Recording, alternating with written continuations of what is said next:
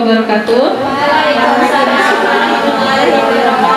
Pertama-tama mari kita panjatkan puji syukur kehadirat Allah Subhanahu wa taala karena berkat limpahan rahmatnya kita dapat berkumpul di ruangan ini. Oke, pertama-tama yang saya hormati Bapak Muhammad Firdaus dan Ibu Siti Jamila selaku Wakil Kepala SDN Kampung 15 Pagi, serta yang saya hormati Bapak Ibu SDN Kampung 15 Pagi. Sebelumnya saya ucapkan terima kasih karena sudah menyempatkan waktunya untuk mendengarkan presentasi dari saya. Oke, di sini saya akan mempresentasikan tentang menyebarkan penerapan dan pemahaman di diseminasi disiplin positif. Ya, diseminasi budaya positif, terutama di sekolah kita ya. Di sini saya menjelaskan dulu materi. Sebelum ke materi, saya punya pertanyaan pemantik. Di sini Bapak Ibu bisa setuju atau tidak setuju. Yang pertama, hukuman dapat mendisiplinkan anak. Menurut Bapak Ibu setuju atau tidak? Tidak setuju. Alasannya apa? Coba Miss Suci, tolong. Di sini tadi saya berpendapat tidak setuju karena menurut pengalaman saya dengan hukuman itu tidak menjadikan anak ini bersikap lebih baik, malah menimbulkan keberkanakan. Misalnya dia akan dendam gitu karena sudah dihukum dengan gurunya seperti itu. Terima kasih.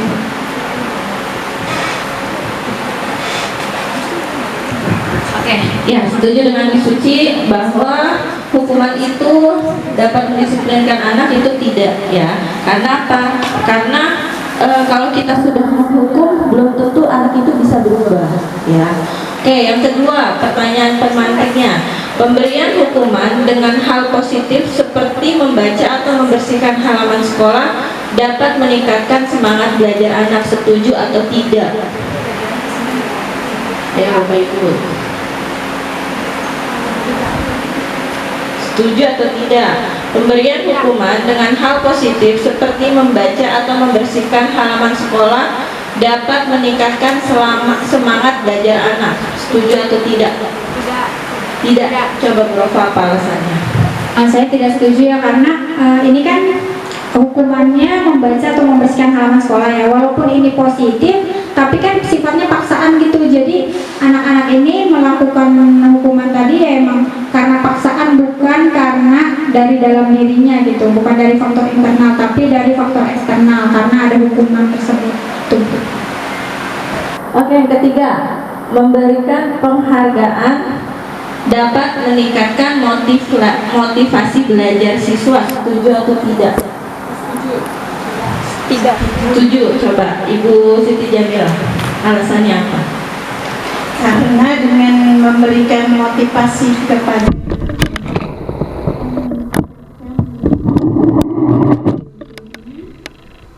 dengan pemberian aplaus atau dengan kata-kata yang baik seperti hebat, anak pintar, itu yang akan meningkatkan mereka lebih mempunyai semangat belajar. Begitu Bu Rina. Semangat belajar anak ya. Anak sekarang kan haus akan itu ya, penghargaan, ujian ya. Oke. Selanjutnya latar belakang. Oke. Sekolah merupakan rumah kedua bagi murid, sehingga sudah sejogjanya sekolah menjadi tempat yang nyaman bagi mereka. Menurut Ki Hajar Dewantara, mengibaratkan sekolah sebagai tanah tempat bercocok tanam. Jadi kita sebagai guru itu diibaratkan petani, ya, petani yang menanam padi dan menyiapkan tanahnya di lingkungan hal-hal yang dapat merusak tanaman. Jadi kita tuh sebagai guru diibaratkan sebagai petani. Jadi petani itu kita kan menyiapkan anak didik kita nih, ya. Terus kita menjaga supaya anak dapat berkembang dengan baik, gitu ya. Oke, dalam hal ini seorang guru harus mengusahakan sekolah menjadi lingkungan yang menyenangkan menjaga dan melindungi anak dari hal-hal yang tidak baik sehingga tercipta iklim pembelajaran yang positif di lingkungan sekolah. Lanjut, ya. Di sini ada pengertian budaya positif. Budaya positif adalah nilai-nilai keyakinan dan kebiasaan-kebiasaan di sekolah yang berpihak pada murid, agar murid dapat berkembang menjadi pribadi yang kritis, penuh hormat, dan bertanggung jawab. Oke, budaya positif adalah pembiasaan yang bernilai positif.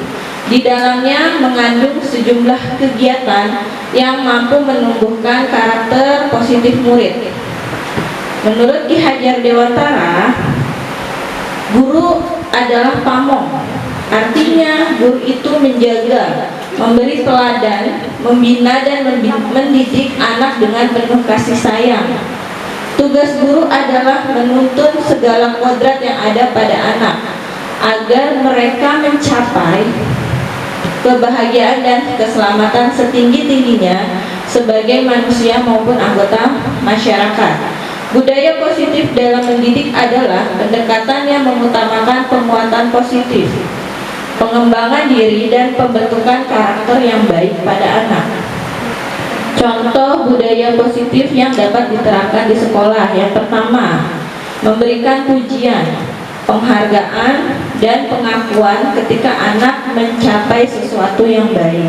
Ya, tadi kita sudah dapat ya sama ibu kepala sekolah kan, bahwa anaknya itu bilang, mama aku dapat nilai segini loh, kok mama nggak puji aku. Nah, jadi anak itu butuh pujian, ya. Oke. Yang kedua adalah menciptakan lingkungan yang bebas dari kekerasan fisik atau verbal, mempromosikan kesetaraan dan menghormati perbedaan individu. Yang ketiga, mengajarkan nilai-nilai moral dan membantu anak memahami pentingnya integritas, tanggung jawab, kerjasama, dan kejujuran. Terus selanjutnya, menciptakan pengalaman belajar yang menyenangkan dan menarik dengan menggunakan metode pembelajaran yang inovatif seperti permainan eksperimen atau proyek kolaboratif. Di sini ada 7 materi pokok budaya positif. Yang pertama, disiplin positif dan nilai-nilai kebajikan universal. Yang kedua, teori motivasi, hukuman, dan penghargaan serta restitusi. Yang ketiga, keyakinan kelas. Yang keempat, kebutuhan dasar manusia dan dunia berkualitas. Yang kelima, 5 posisi kontrol, dan keenam, segitiga restitusi. Oke, di sini kita akan membahas tentang disiplin positif dan nilai-nilai kebajikan universal. Ya, tadi sudah ya, disiplin positif adalah pendekatan yang menekankan pada pengajaran dan pembelajaran melalui pengembangan keterampilan sosial, tanggung jawab, dan kemampuan berpikir kritis. Dalam kelas yang menerapkan disiplin positif, fokus utama adalah membantu siswa memahami konsekuensi dari tindakan mereka dan mengajarkan mereka cara mengatasi konflik dan tantangan dengan cara yang sehat. Selain disiplin positif, kita juga belajar tentang nilai-nilai kebajikan universal. Jadi kebajikan universal juga berperan dalam pembentukan karakter siswa. Nilai-nilai kebajikan universal itu yang pertama adalah kejujuran, kerjasama, rasa empati, dan tanggung jawab. Terus selanjutnya di dalam kelas, guru dapat memasukkan nilai-nilai dalam pembelajaran melalui cerita, diskusi, dan aktivitas berbasis kelompok. Jadi nilai-nilai kebajikan ini diharapkan menginternalisasi mereka sebagai bagian dari perilaku sehari-hari. Jadi kita bisa menerapkan nilai kebajikannya dalam profil pelajar Pancasila, ya Bapak Ibu ya. Oke. Yang selanjutnya adalah teori motivasi, hukuman, dan penghargaan serta restitusi. Menurut Dian Goosen dalam bukunya Restructuring School Discipline, menyatakan ada 3 motivasi perilaku manusia. Yang pertama, untuk menghindari ketidaknyamanan atau hukuman. Yang kedua, untuk mendapatkan imbalan atau penghargaan dari orang lain. Yang ketiga, untuk menjadi orang yang mereka inginkan dan menghargai diri sendiri dengan nilai-nilai yang mereka percaya. Dan selanjutnya, hukuman dan penghargaan serta restitusi. Hukuman bersifat satu arah dari pihak guru yang memberikan, dan murid hanya menerima suatu hukuman tanpa melalui suatu kesepakatan atau pengarahan dari pihak guru, baik sebelum atau sesudahnya. Hukuman yang diberikan berupa fisik maupun psikis. Murid dan anak disakiti oleh suatu perbuatan atau kata-kata. Jadi hukuman dapat menyakiti anak ya. Terus umumnya bentuk-bentuk konsekuensi dibuat oleh pihak guru, dan murid sudah mengetahui sebelumnya konsekuensi yang akan diterima bila ada pelanggaran. Itu adalah konsekuensi. Restitusi adalah proses menciptakan kondisi bagi murid untuk memperbaiki kesalahan mereka, sehingga mereka bisa kembali pada kelompok mereka dengan karakter yang lebih kuat. Lanjut, keyakinan kelas. Oke, keyakinan kelas itu bersifat abstrak daripada peraturan yang lebih rinci dan konkret. Yang kedua, keyakinan kelas berupa pernyataan-pernyataan universal. Yang ketiga, pernyataan keyakinan kelas senantiasa dibuat dalam bentuk positif. Yang keempat, keyakinan kelas hendaknya tidak terlalu banyak sehingga mudah diingat dan dipahami oleh semua warga kelas. Yang kelima, semua warga kelas hendaknya ikut berkontribusi dalam pembuatan keyakinan kelas lewat kegiatan curah pendapat. Yang keenam, bersedia meninjau kembali keyakinan kelas yang ada. Jadi keyakinan kelas yang negatif bisa kita rubah menjadi positif ya. Seperti contohnya tidak berisik gitu. Jadi kita bisa rubah dengan kata apa positifnya, tidak berisik apa dengan kata diam. Ya, tenang, diam, itu menjadi kata yang positif. Kebutuhan dasar manusia dan dunia berkualitas. Oke, di sini ada 5 kebutuhan dasar manusia. Yang pertama, kebutuhan bertahan hidup. Yang kedua, kasih sayang dan rasa diterima. Yang ketiga, penguasaan, kebutuhan pengakuan atau kemampuan. Terus yang keempat itu kebebasan atau kebutuhan akan pilihan. Dan yang kelima, kesenangan, kebutuhan untuk merasa senang. 5 posisi kontrol. Oke, Dian Gossen dalam bukunya Restitusi Restruction School Disiplin mengemukakan bahwa guru perlu meninjau kembali penerapan disiplin di dalam ruang-ruang kelas mereka selama ini. Berdasarkan pada teori kontrol, ada 5 posisi kontrol yang diterapkan seorang guru. Yang pertama, penghukum. Yang kedua, pembuat rasa bersalah. Yang ketiga, teman. Yang keempat, pemantau. Dan yang kelima, manajer. Ya, di sini ada contoh video yang bisa disaksikan perbedaan 5 posisi kontrol. Ya, silakan diperhatikan. Malas sekali ya kamu jadi anak. Saya Dasar pemalas. Gak kapok-kapok sih kamu. Sudah berapa kali terlambat? Sana, kamu keliling lapangan basket 2 kali. kenapa saya harus keliling lapangan basket, Bu? Kenapa? Kamu melawan ibu. Berani-beraninya jawab. Sudah terlambat, masih berani jawab pula. Sekarang, keliling lapangan basket 5 kali sekalian. Biar kapok. Cepat. Pergi sana ke lapangan basket. Posisi penghukum biasanya berbicara dengan nada tinggi, menghardik, menunjuk-nunjuk, menyakiti, dan menyindir. Hukuman bisa berupa fisik maupun psikis. Ibu dan Bapak guru hebat. Dampak yang terjadi pada murid ketika guru berada pada posisi penghukum adalah murid cenderung akan memberontak, bahkan menyimpan dendam.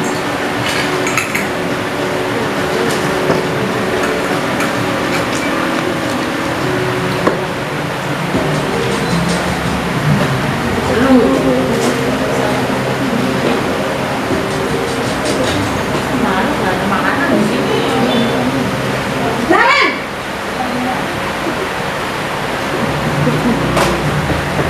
Selamat pagi Bu.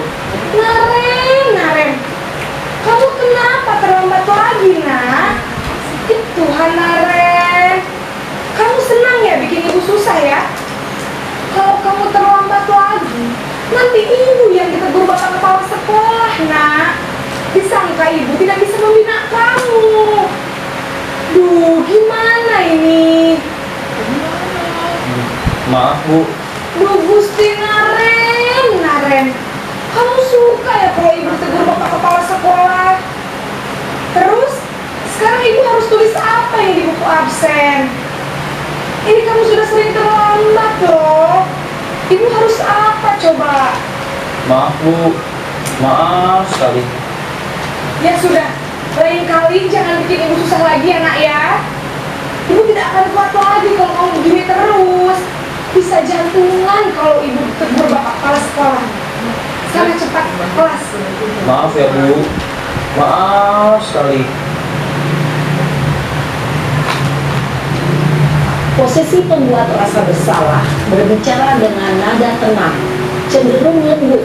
Namun kata-kata yang diutarakan membuat murid merasa menjadi orang yang gagal, memandang buruk dirinya sendiri, merasa tidak berharga, dan tidak sanggup membahagiakan orang lain. Ketika guru mengambil posisi pembuat rasa bersalah, murid akan menganggap dirinya yang bersalah dan ia akan menyimpan emosi negatif tersebut di dalam dirinya.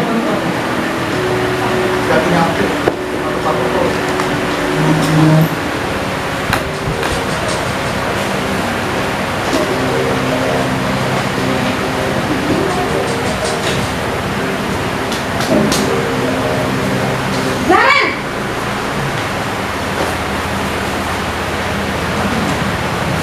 Selamat pagi Bu.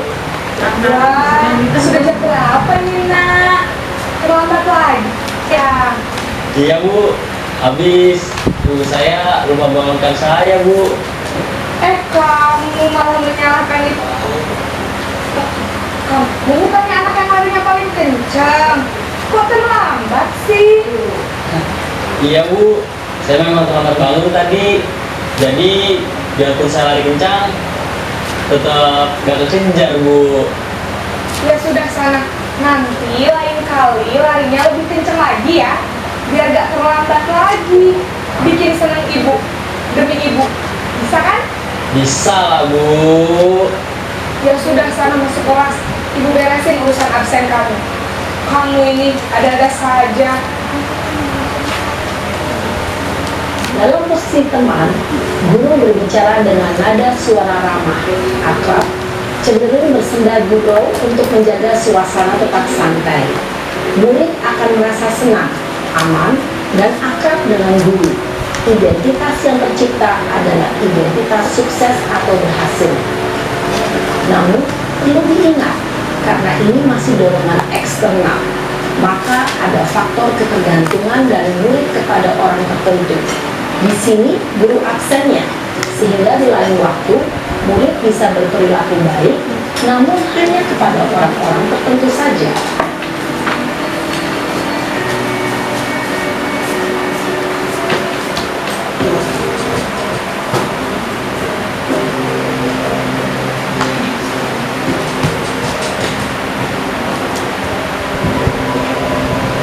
Naren!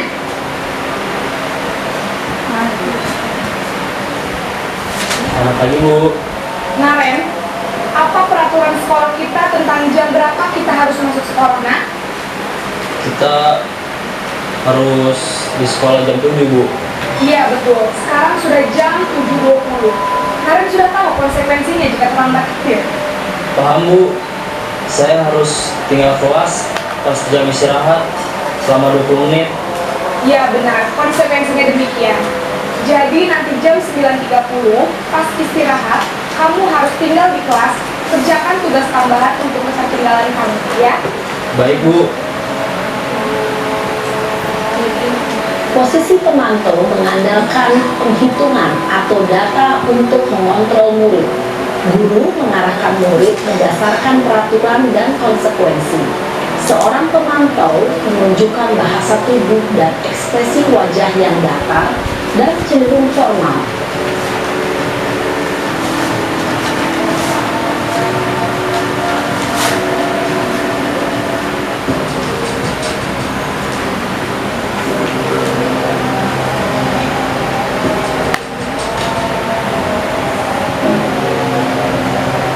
Naren!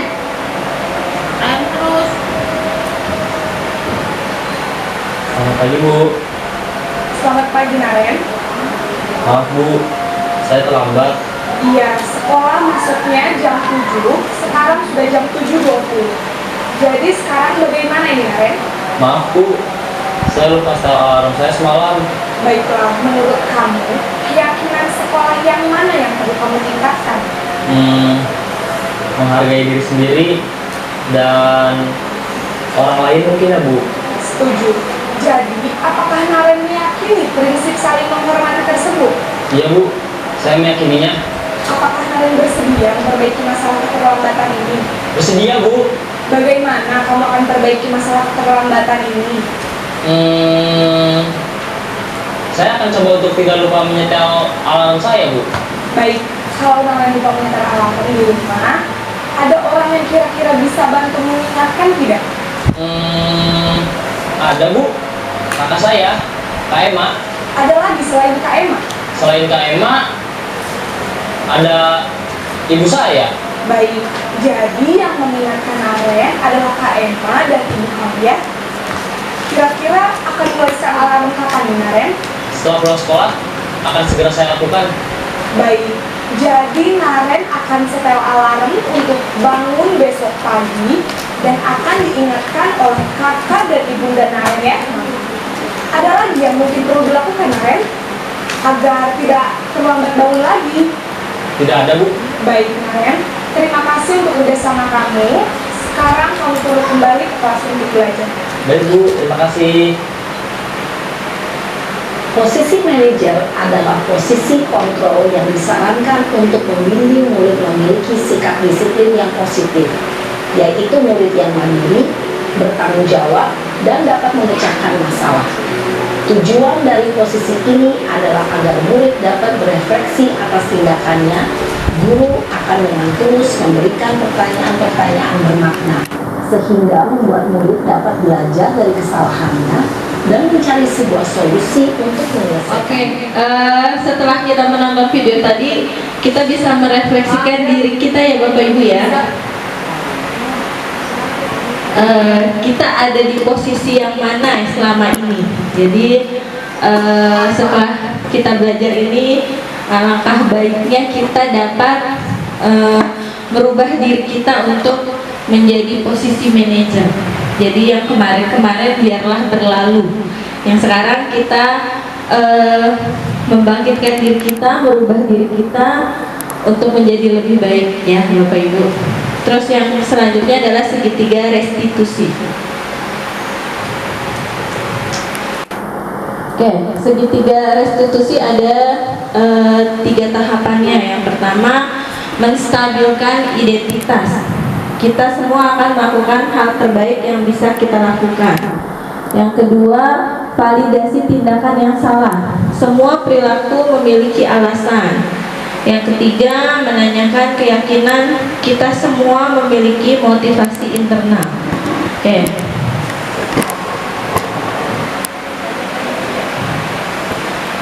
Oke, di sini sebenarnya tadi ada videonya Bapak Ibu.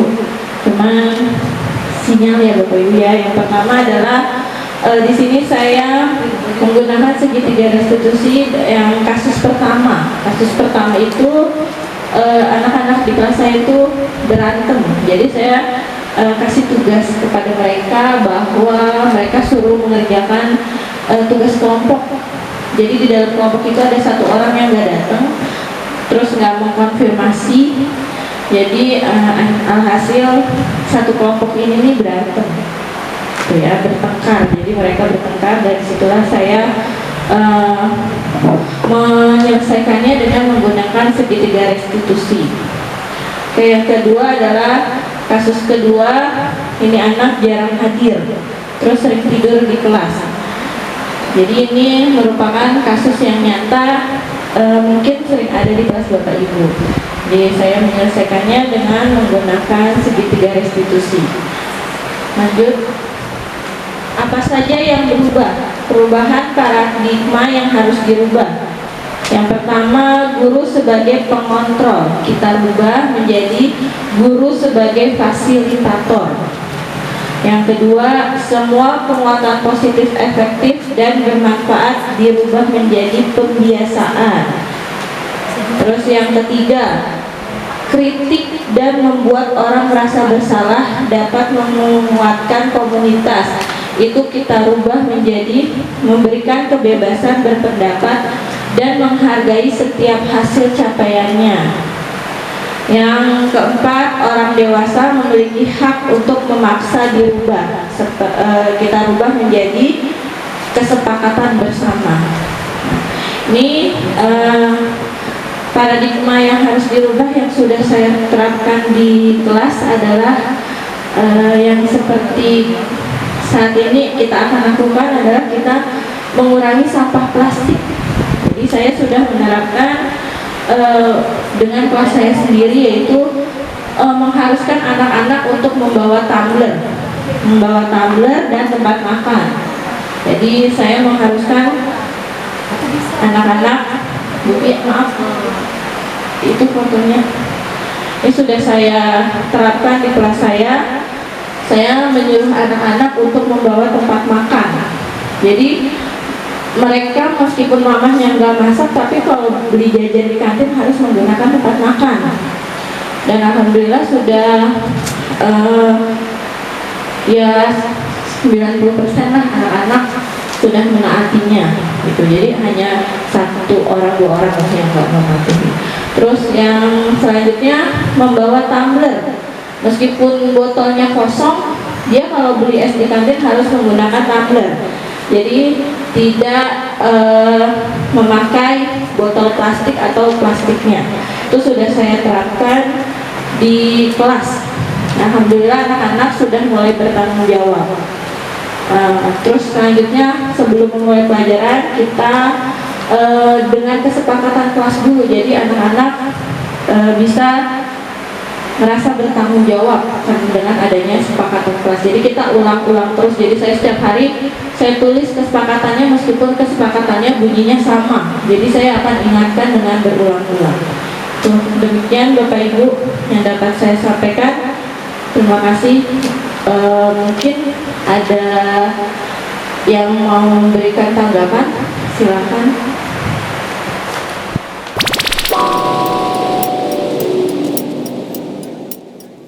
Posisi mana bila itu terjadi, kejadian yang di video itu terjadi pada anak didik kita, dan kita sudah tahu solusi atau apa yang harus kita laksanakan ya, dari apa menjadi seorang guru yang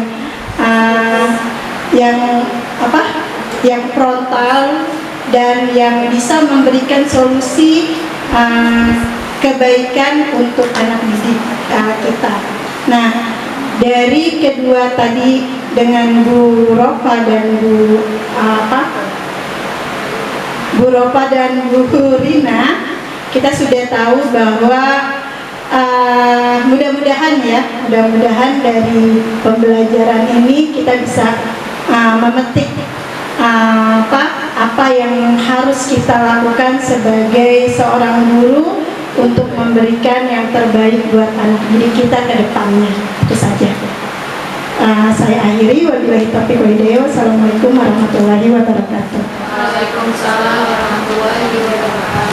Ya, terima kasih Bu Mila. Semoga di sekolah kita ke depannya menjadi lebih baik dan kita semua semoga menjadi guru-guru yang disenangi dan disegani oleh murid-murid kita. Ya, amin. Semoga ya kita dapat berubah jadi yang dari yang tidak baik menjadi lebih baik. Oke, selanjutnya ada lagi.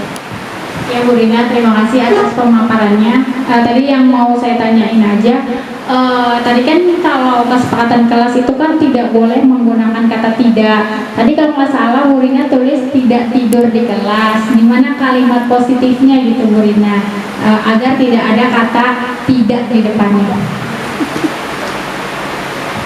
Ya, oke. Mohon maaf tadi ada kata tidak ya.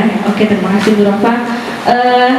Ini kesepakatannya belum saya ubah ya. Jadi itu sesuai dengan ucapan yang anak, harusnya kita dalam menulis kesepakatan kita ubah menjadi positif. Tidak tidur di kelas itu bisa kita ubah menjadi memperhatikan dan mendengarkan guru dalam menjelaskan materi. Oke. Ada lagi? Kalau tidak ada saya tutup.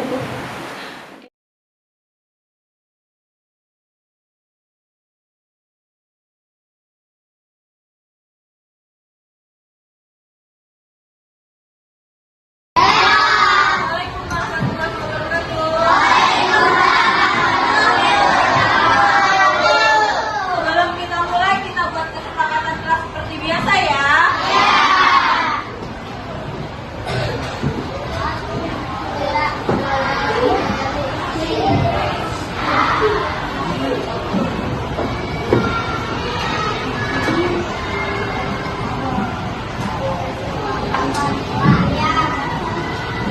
Apa? Kesepakatannya kita? Iya. Oke, iya. Iya. Diam itu berarti apa aja? Tidak.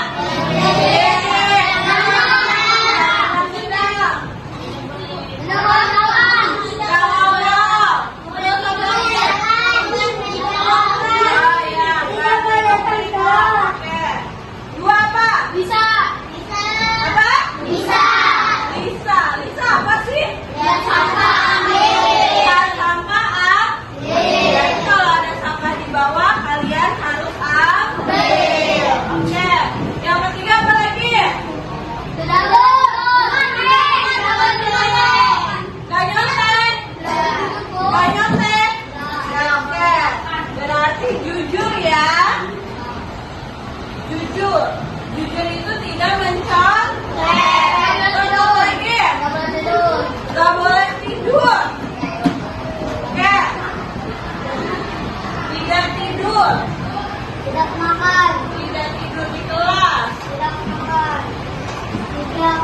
Terus apa lagi? Apa lagi tadi ada yang ngomong apa lagi? Izin jika keluar kelas. Tidak boleh.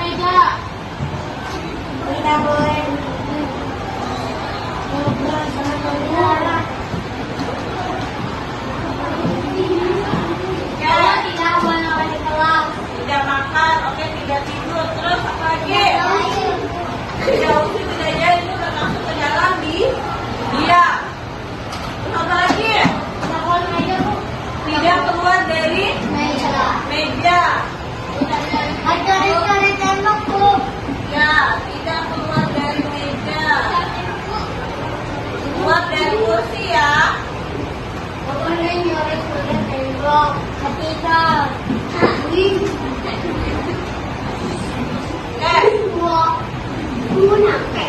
apa lagi?